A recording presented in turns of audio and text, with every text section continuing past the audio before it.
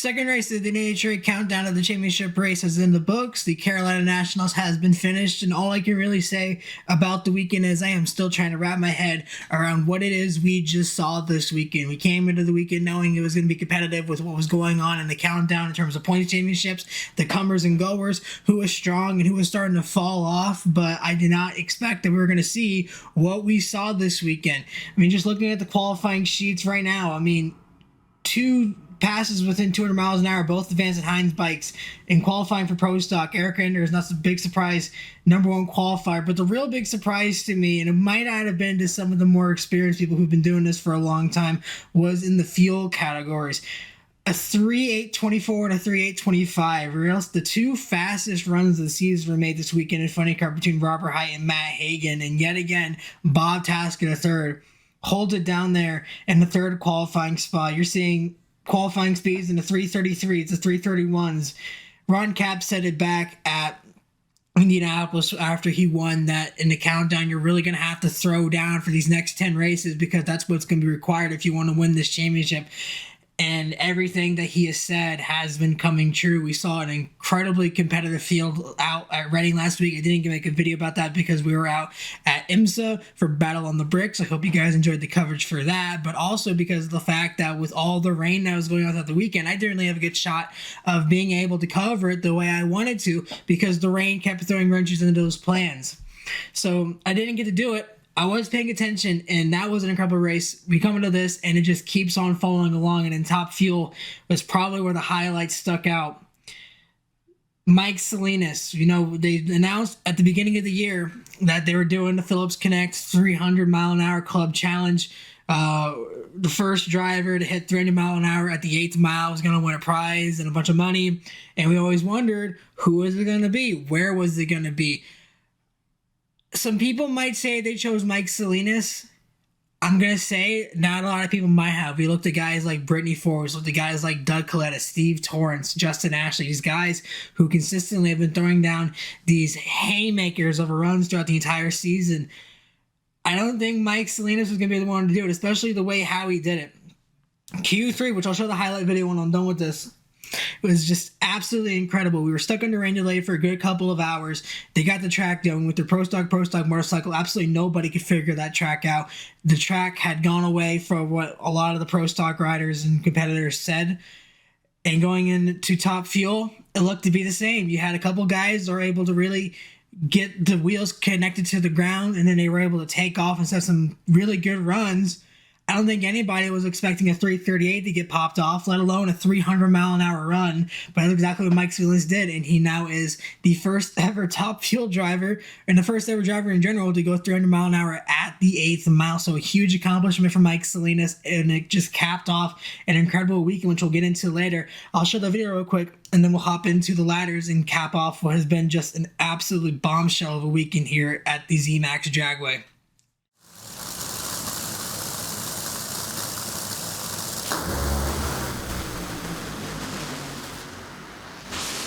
How about 364 at 338 miles an hour? Mike Salinas just went 300 to the 8th. The first driver ever to go 300 miles an hour at the 8th mile, and he is going to pick up the Phillips Connect bonus.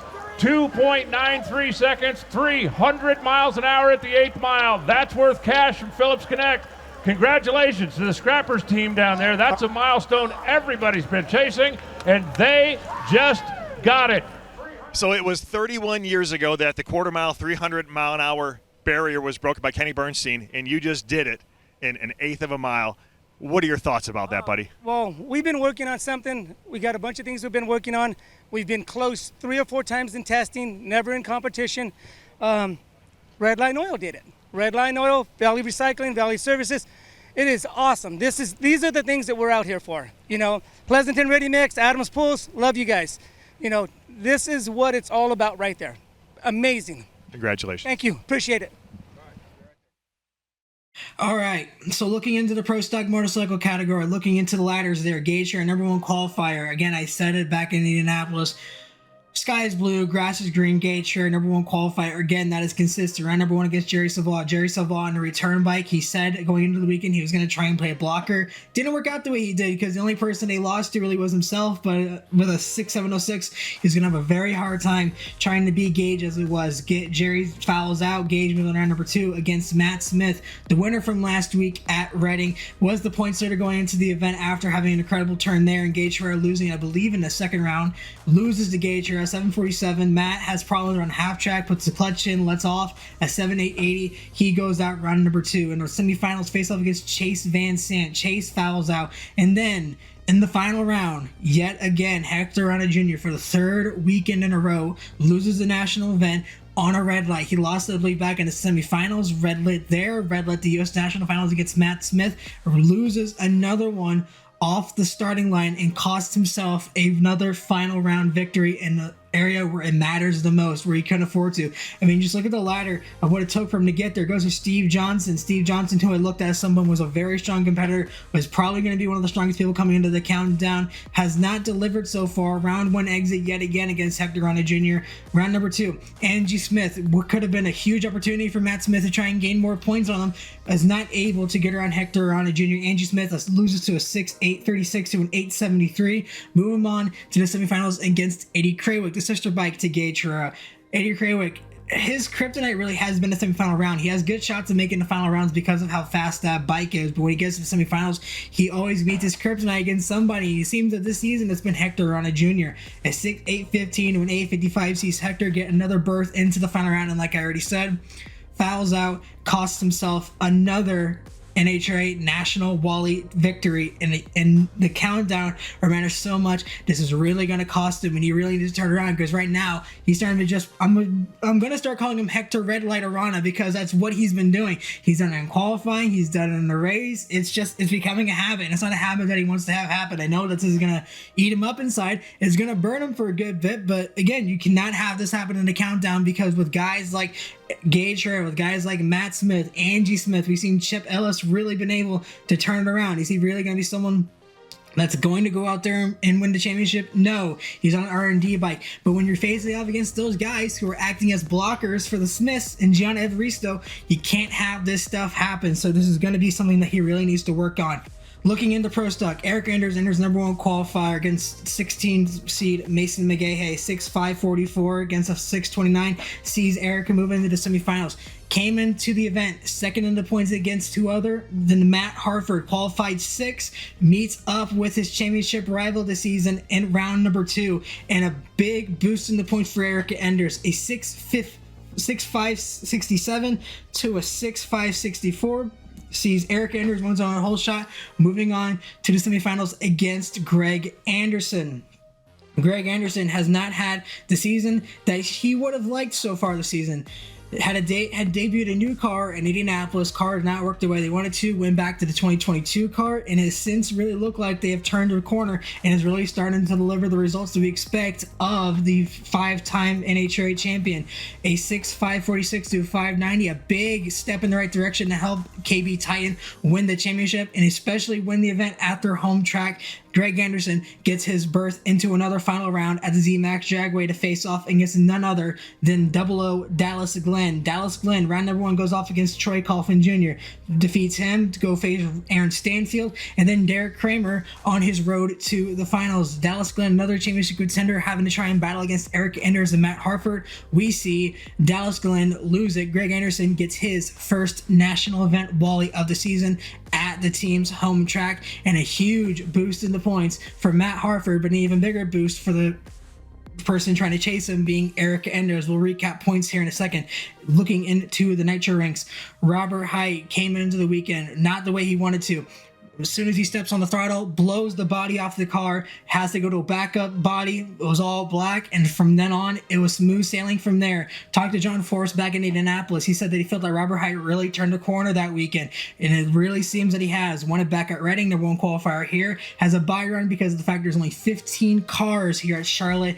And boy, oh boy, is he going to be glad he had that bye run. Red lights off the step and then even smokes the tire. So if he was faced up against anybody in the field, he would have lost it. And that would have been just the way the round number 1 went. Look at this ladder and look at all the surprises you see. J.R. Todd loses to Paul Lee. John Forrest to Alex Laughlin. Ron Capps, the championship favorite, looking to go 3 in a row and complete the Capps trick, loses to Dave Richards, a huge loss in the championship points for him. And then now look, even down at the bottom, Chad Green, the Cinderella story, clock struck midnight a little bit early for him come Charlotte weekend. He loses to Terry Haddock. Going to round number 2, Robert Hyde against Tim Wilkerson, defeats him, moves on to Alex Love when he faced Dave Richards in the second round to get him to his first semifinal run of the season, his first in a Nitro Funny Car. Robert Hyde takes him down to 3.934 to a 4.20, sees Robert Hyde go back-to-back final round appearances to face off against Bob Tasca III. Bob Tasca, who has seemed so strong this season. I always try to look at him as being a championship favorite, but every time I picked him, something seems to go wrong for that team. Either the dots don't connect, either something happens in the second round that costs him victories, and it just couldn't seem like I had a very good reason to want to pick him as a championship favorite. He had a strong run at Reading, had an even stronger run here. Round number 1, he had a really tough ladder to get here too. Round 1, faced off against Alexis Ajoria, who had a terrible weekend. This is a weekend she's going to want to forget, and it's going to be a big hit in the championship for her hopes.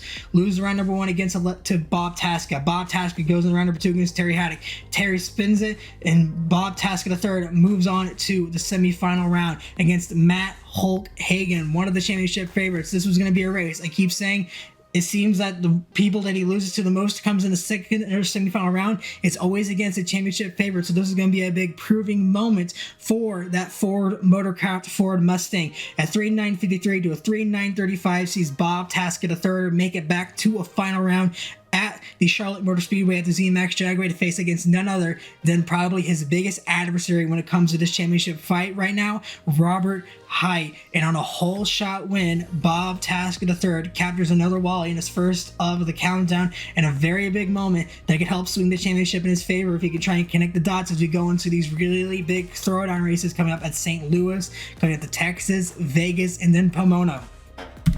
In Top Fuel, Mike Salinas, number 1 qualifier, Mr. 300, faced off against Mike Bucher in round number 1. Goes on to defeat him, going into the second round with a bye run because the fact there are only 14 cars. Defeats him to go face Austin Prock, who took down Brittany Forrest. Mike Salinas at a 3.898 to a 4.189 sees Austin Prock lose. Mike Salinas makes it back to another final. I believe his first since he won back at Gainesville. And who does he have to face? Doug Coletta. This is probably one of the weirdest things that you're going to have to think about, because when you really look at it, the best thing that's happened to Doug Coletta this season was when he blew the tire at Reading, because ever since then, he has not lost. He won at Reading, the moment that a lot of people within the sport have been waiting for. Thought it was going to happen a lot earlier. Happens in the countdown when it matters most, and kicks off the countdown with a huge boost in the points for him.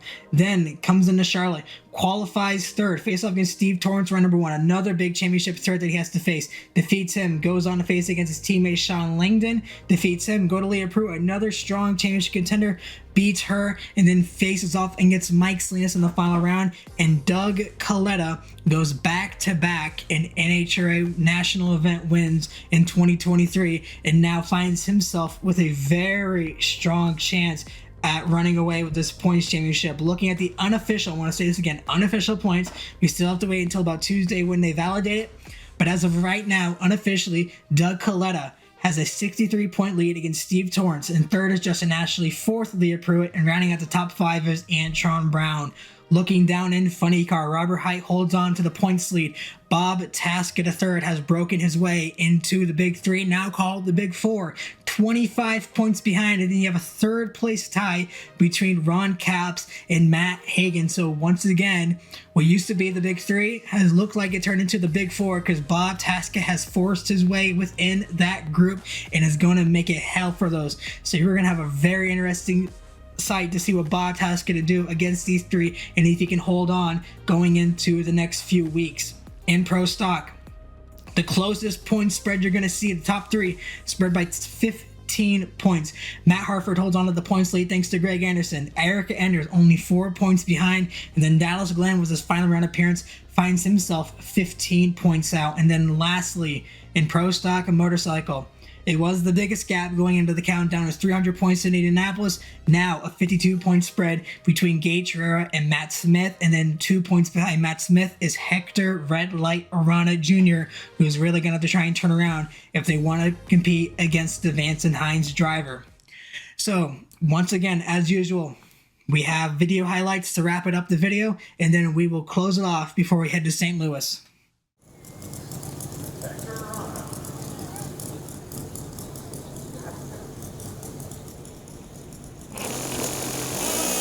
And it's a red light start for Arana. Gage Herrera. The points lead, the Wally, and the momentum of a rocket-powered freight train, 672.6 at 201 miles an hour. Gage Herrera is back on top of Pro Stock Motorcycle. This year, and the first time in the countdown, Gage Herrera gets to hoist that Wally. Gage, little stumble last week. There was a chink in the armor. You seem to get that solved. What was it? It's we just had to turn around and do what we've been doing all season. We came in the countdown, we struggled a little bit in Reading, but we bounced back as a whole team. So I can't, thank Andrew and Ed and Jay, Scott, Ray, and all the guys back at the shop. This Vance Hines business, Suzuki is flying, the Gen 3 Busa, and I'm very proud to be a part of Vance Hines. They had a good weekend out in the bagger races, and now we're going home with the win, and it's what we needed for the countdown. So it's going to be fun. Congratulations. Thank you. Here we go, live Pro Stock final round coverage at ZMax Dragway. For the win at the BetWay Carolina Nationals and potentially the points lead for Dallas Glenn. Greg Anderson just strapped almost 300s on him as they go flying down the racetrack. Greg Anderson in the HendrickCars.com Chevrolet takes the victory.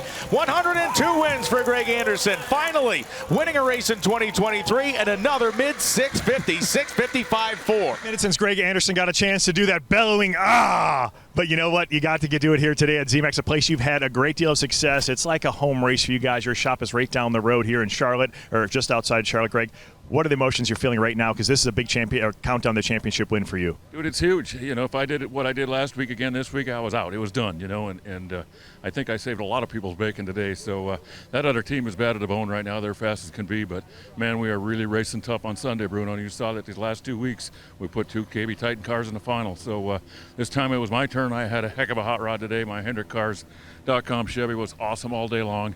Thank you guys for all coming out and supporting me. Thank you, buddy. Thank you, Rick. Wish you'd have been here, buddy. But guess what? We get to party tomorrow. Robert Height, the #1 funny car qualifier, has won this event twice. 6 final round appearances. Kyle Kahara stands back to watch his handiwork.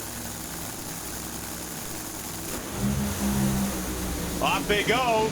And this one is going to be Tasca at the stripe. 393.3 beats a 393.2. They run within a thou, and he gets him on a hole shot. Height was late to leave. Bob Tasca celebrate not only his victory, but he's got his son Austin here. It's just a fun moment. Bob, you said when you got out of the cart you needed this one. Well, you did it on a hole shot. It was a slice one. A hole shot did it and pulled it through for you. You are 25 points out of the lead. I just wish all the fans got to see what my team did back in the pit when the motor was half together and they pulled a head stud and they had to put another motor in. What they did back there in 25 minutes, I don't know how they did it. It was more nerve-wracking than any final round I've ever been in. But for this Motorcraft Ford PPG BG car, that was a huge win. We're alive in this fight for the championship, and this is my last Bruton Smith trophy. Won all his tracks. Bruton, I know you're smiling down from above. Woo! Salinas is out first, all the way down to the end of the race strip. It's Doug Coletta, 369.6. He did it again, another 60 in a final round. 371.8 for Mike Salinas. And toot, the Doug train is still picking up speed. Watch out, because Doug Coletta's got himself a race car. The guy who is deemed by everybody as one of the best pure drivers to drive one of these vehicles has a car underneath him. Doug, what does it feel like to stand here and hold that Wally at the end of the day? Back-to-back wins for you. Yeah, it's incredible, really. Just can't say enough about Alan Johnson and Brian and this whole Mac Tools Toyota team. It's hard to believe, but I love running here at Charlotte, and we had our RevChem guys here with us this weekend, so we just wanted to go rounds, and we made it to the best one. So here's to all my fans for sure. Congratulations. Thanks. So again, thank you guys so much for watching. Just an absolutely insane and historic weekend over at ZMax Dragway. Hats off to the NHRA Safety Safari for all the work they've done this weekend. Hats off to the competitors for all the work they've done to make it as exciting as they have. And again, I keep saying it. If you're not watching the season, you're wasting your time. You're missing out on some of the best racing that you're going to find all year long. Next week, they're going to be down at Worldwide Technology Raceways at Gateway for the Midwest Nationals. Then the following week, they'll be down in Texas for the Fall Nationals. So again, some very big slugfests to come to really help ramp up the championship as we head to Vegas and Pomona to round out the season. And again, you can follow along with everything that's going on. Follow Matty Mac 03 on all social media pages, Twitter, Facebook, Instagram, TikTok, even Threads. Subscribe to the channel, like the video, comment on it, give your thoughts on how the weekend went, and how do you think Bob Tasca might face off when it comes to the championship? Can he stay within the big three, or now should I call it the big four? Or can Doug Coletta hold on to his championship? Give your thoughts on how the point standings look so far. And again, just share the video so that way more and more people can be exposed to drag racing, because again, this season's been fantastic. The crowd turnout's been wild. They just had back-to-back 2 million viewers throughout the weekend at Reading and at Indianapolis. I can't wait to see how it turned out for Charlotte, and it's just going to keep going from here. So again, thank you guys so much for watching. Follow me on social media pages. Like, share, comment, subscribe to everything. Just share the video. Get it out there so everybody can see it. And until St. Louis, this is Mighty Mac, and I will see you next time.